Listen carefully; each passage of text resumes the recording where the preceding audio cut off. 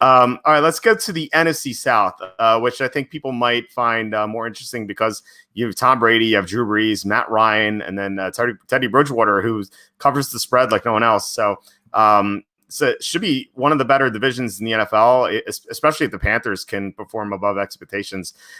So where do you want to start? Like, which team do you think wins this division? I think the Buccaneers will win this division. And, I am a little bit of a homer for Tom Brady. I've grown up in New England, so there is a little bit of bias there. But I think just if you look at this team overall, their offense is so strong and was last year.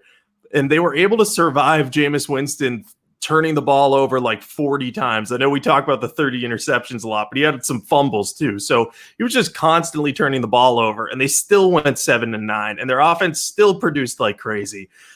They gave up, I think my math was 8 points per game off turnovers, which is unbelievably high. And I didn't do the calculations for the Patriots because it takes a long time to do that. But I know Tom Brady had single-digit interceptions last year. And if he can repeat that in Tampa Bay, you're talking about at least 20 less turnovers than Winston produced. So I think that's huge for the offense, is that they're going to be on the field. They're not going to be giving up random points and putting the defense in bad situations. And then on defense, I think this unit's underrated. They have a good pass rush. Shaq Barrett was awesome last year. Jason Pierre-Paul is a forgotten man in Tampa. Everyone remembers him for the firework incident, but when he was on the field last year, he was a great pass rusher still. Same could be said about Ndamukong Suh, a little bit less as a pass rusher now, good run stuffer. And they have Vita Vea, who was much better last year than he was as a rookie. The real question for them is just, can their secondary hold up? We saw Jamel Dean come on at the end of last year, and fellow Auburn product Carlton Davis was good. They have a lot of young talent there. I think they have their 4 top corners were all picked in 2018 or 2019. So I think if they continue to progress, they're going to be in really good shape to have a solid defense. And if they're on the field less than they were last year and in better situations, I think they should be better overall. Those quick change scenarios are really hard for teams to adjust to. So I just think that the Bucs have a super high ceiling and a super high floor. So they're the type of team that I'd be expecting to be very competitive in this division. Yeah, I don't think people understand how good the Buccaneers are. Like I'm gonna talk about what my projected record is for the Buccaneers in a little bit, and everyone on Facebook seemed to disagree with it. Maybe like one person kind of supported what I posted. I've watched almost all of the 2019 season, and I watched the Buccaneers pretty closely because I'm pretty interested in betting them over this year and betting them to win the Super Bowl, which I already have. I'm very impressed with what Buccaneers have. I don't think people realize how good their defense, or I should say how not bad their defense was at the end of the year. In the first half of the year, they allowed 31.5 points per game. In the second half of the year, they allowed only 24.6 points per game. It's a difference of a touchdown. And what happened? Two things happened. One, Jason Pierre-Paul came back from injury. He missed the first half of the year. He came back. He played great, and their pass rush was amazing because they also had Shaq Barrett on the other side. Second thing was that their young cornerbacks got better. Jamel Dean was awful in his first game, and he got better and better each game. And then you have Carlton Davis, like you said, he's another good player. Now their safety is going to be better too. Justin Evans missed all of last year. He's going to be coming back. They drafted Antoine Winfield Jr. in the second round, so he should be an upgrade next to Evans. So their secondary is going to be better. Devin White, who was a rookie last year, he's going to be better with more experience. So I like the defense a lot. I think their defense has the potential to be top 10 this year. And then, you have the difference of allowing 8 points per game on turnovers, which is just crazy. Jameis Winston threw 30 picks last year. I don't care how many touchdowns or how yards he threw. If you throw 30 interceptions, you're putting your team in a hole every single week. And that's exactly what he did. I actually just looked at it. So if you take away the 8 point whatever points per game they allowed on turnovers, the Buccaneers last year lost 6 games by 7 or fewer points. So if you trim that, suddenly they're 13-3. And that's not even including their defense getting better, and also Tom Brady being obviously a better quarterback than Jameis Winston. So Tom Brady is going to have Chris Godwin, Mike Evans, Rob Gronkowski, OJ Howard, Cameron Brate to throw to, like so many weapons. Their offensive line played pretty well in the second half of the year last year. They struggled early. In the second half of the year, they played well. They lost their right tackle, but they drafted a right tackle in the first round, Tristan Wirfs. So I think this team's great. I think this team is the best team in the NFL, and I have them going 14-2. Yeah, I mean, I didn't even think to look at how many games the Buccaneers had lost by those 8 points a game off turnovers, and that's a massive swing in their record. It's even bigger than I anticipated. So I'm all over this with you. I think Tampa's going to be one of the best teams in the NFL, provided that everything goes well. I think the big thing to watch with them is they need to not be slow out of the gate. I think that first week test against the Saints is going to be a good opportunity for Brady to dive in head first against the best team in his division. And I think that's a road game. So if he can stay competitive at the Superdome and even lead the Bucs to a win, that would be absolutely huge for them to start the season off that way. And I think they have a good chance to do it. They're just stacked at every position pretty much.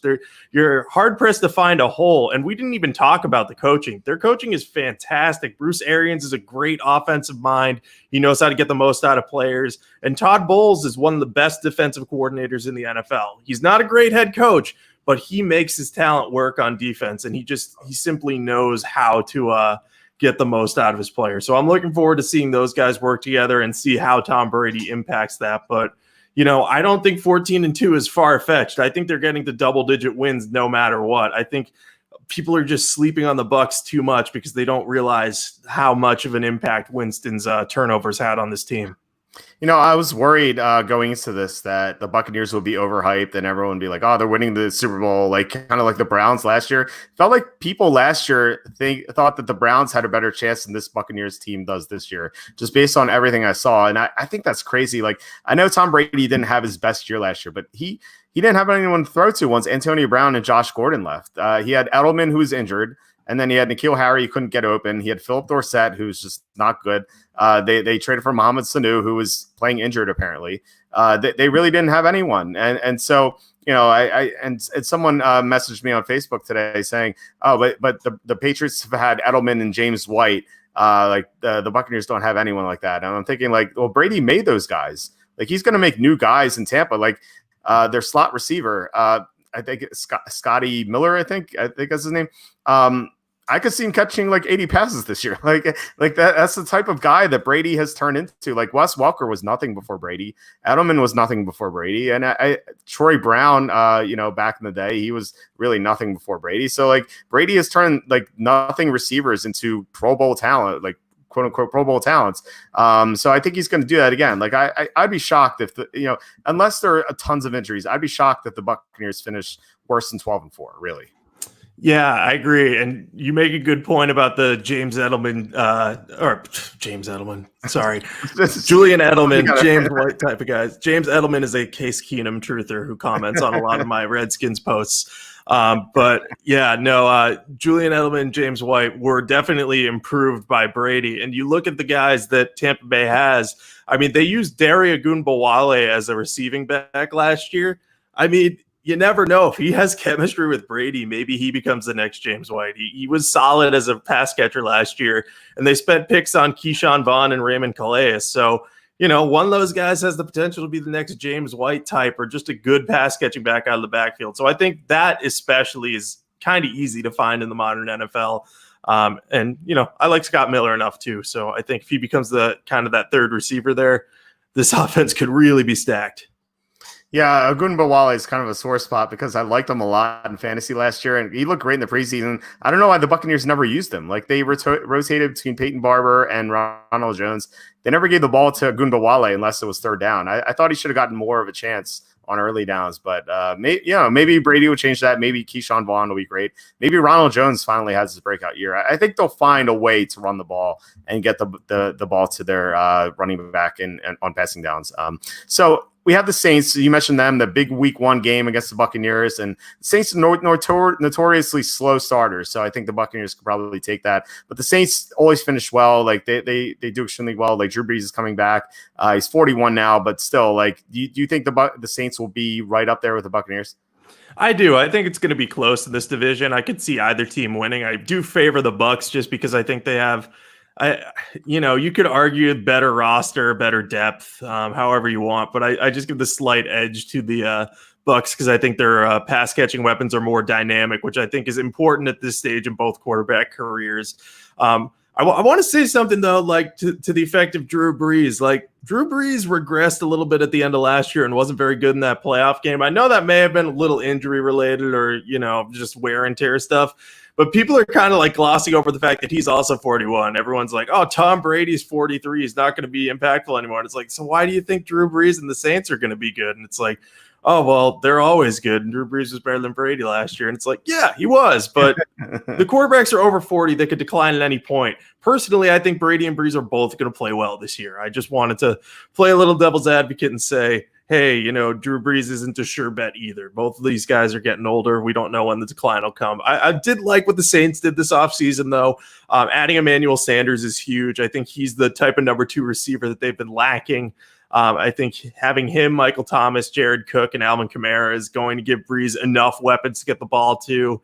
I wasn't wild about replacing Larry Warford with Cesar Ruiz. I think it's fine. I may have gone in a different direction, but who am I to judge a team trying to improve their offensive line and make it faster and younger? That's me nitpicking. Their defense still looks pretty strong. They got to be sure they have a true number 2 corner. They'll hope that Janoris Jenkins can do that. But if not, they'll have to rely on PJ Williams and Patrick Robinson maybe a little more than they want to. But I think overall, this is just a really talented team. They have good depth. And I just think that Brees is the steady, stabilizing force that should get them to the playoffs again. But are they guaranteed to win the division title? No, definitely not with the Bucs looking like they are. I think it's going to be an interesting race, to say the least. Yeah, I think so too. It's a good point about Brees being 41 and kind of like people taking that for granted. He had that thumb injury. I never thought he was completely healthy coming back last year. Like, he wasn't his dominant self. Like, he still played well at times, but he wasn't 100%. And losing that fumble against the Vikings, I thought was huge. I thought that was kind of like the deciding factor in that game. And I feel like as long as the Saints can avoid the Vikings in the playoffs, they should do well and maybe gets to the Super Bowl again. This team could definitely win the Super Bowl. They have so much talent. Their offensive line is great, except for Andrews Pete. I'm never a big fan of his, but and if Cesar Ruiz can do well, then they'll have a great offensive line. Drew Brees, of course, I think that he'll have a great year like you do. Emmanuel Sanders, you mentioned, is a great addition. But defensively, I like their defense a lot. I like Janoris Jenkins last year. I thought was a huge addition. Like, we didn't really get to see it because the Saints didn't get beyond the first round of the playoffs. But I thought Jenkins gave him a good chance to go deep in the playoffs because he was such a big upgrade over Eli Apple. Like, I know that Jenkins has had his ups and downs recently, like more downs than not. Than ups, but he's a lot better than Eli Apple, and I thought he was kind of like disinterested with the Giants last year, and I think that being with a winning team should give him more motivation, and I think he should do better. Signing Malcolm Jenkins is absolutely huge. He's such a great player. They can play him anywhere in the secondary, and so yeah, I love the Saints. I think they can go 12-4, 13-3, something like that. I like the Buccaneers a little bit better, but I think the Saints can certainly get the number 1 seed in the NFC. Yeah, I agree with that for sure. And I think the Saints are one of those teams too. And I talk about a few of these every year. They're primed to add a guy at the trade deadline. They've shown a willingness to bring in guys like Eli Apple and Janoris Jenkins in the past couple years. So if they sense they have a weakness on offense or defense, maybe Andrews Pete continues to play poorly. And personally, if I was the coach, I would have just put Ruiz in place of him, cut Pete, and kept Warford. But again, who am I to make the decisions? Warford is still unsigned. So anyway, I do think that there's an opportunity for the Saints to make one more upgrade, whether it's at linebacker or at cornerback or, maybe at the guard position if they want to. So I do think they should be good, though. I think the NFC South is going to be fun to watch because of the back and forth between Brady, Brees, the Bucs, and the Saints, because these teams are definitely having their windows close a little bit, even though the Saints have some future plans at quarterback. So it's kind of now or never for them.